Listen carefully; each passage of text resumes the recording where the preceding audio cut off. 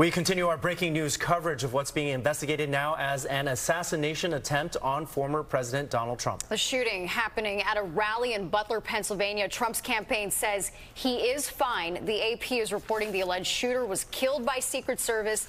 This all 2 days before the Republican National Convention, which officials say will proceed as planned. Meanwhile, President Biden reacting to the violence, saying he is relieved the former president is okay.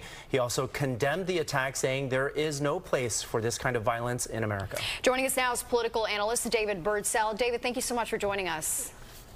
Great to be here this evening. You know, unfortunately, this has happened in our country before. In 1981, Ronald Reagan. What's your reaction to this terrible news? Well, of course, this is totally horrifying. As so many officials have stepped forward to say, violence has no place in American politics.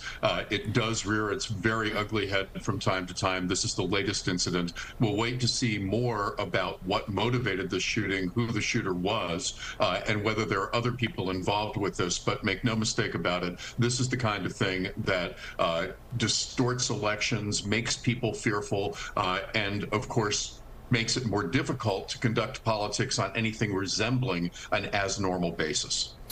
And David, the RNC saying just now it will open in Milwaukee on Monday as planned. What can we expect to come of that? Well, the convention will probably take place much as the convention was supposed to, but we do have some change in the dynamics. Number one, you have some incredible photographs coming out of this event, which are very favorably disposed for Donald Trump.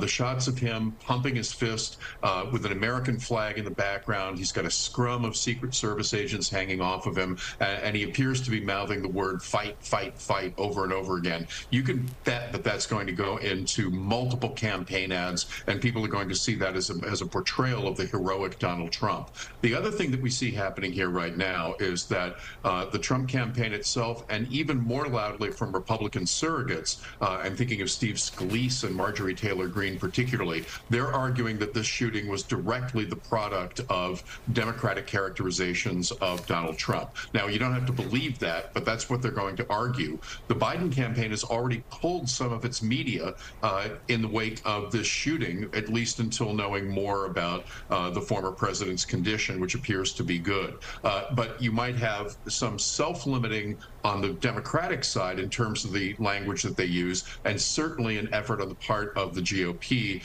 to try to put a box around Democratic rhetoric, and particularly descriptions of Donald Trump. I am curious to know what you think about, undecided voters. Is it that those who support Trump now support Trump even more? What happens with those undecided voters?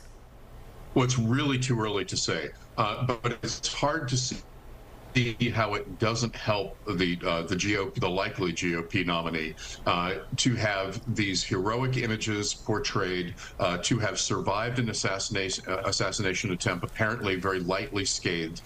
This becomes a compelling narrative, and for people who weren't terribly tuned into politics to begin with, that kind of heroic narrative could make an outsized contribution to where their loyalties lie come November.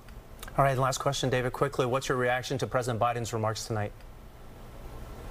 Well, President Biden said what needed to be said. He was joined by a chorus of Democratic officials condemning the violence, expressing concern for Donald Trump and his family, and of course the family of the person in the crowd who was killed this evening. But condemning violence in all of its forms, that's exactly what should be happening right now, trying to cool the waters somewhat, because the possibility of other repercussions, some of which may themselves be violent, is very, very real right now. So sober expressions of concern and a firm commitment to a nonviolent approach to politics becomes an imperative at this stage from everybody in leadership. All right, David Birdsell, thank you very much for your insight tonight. Now,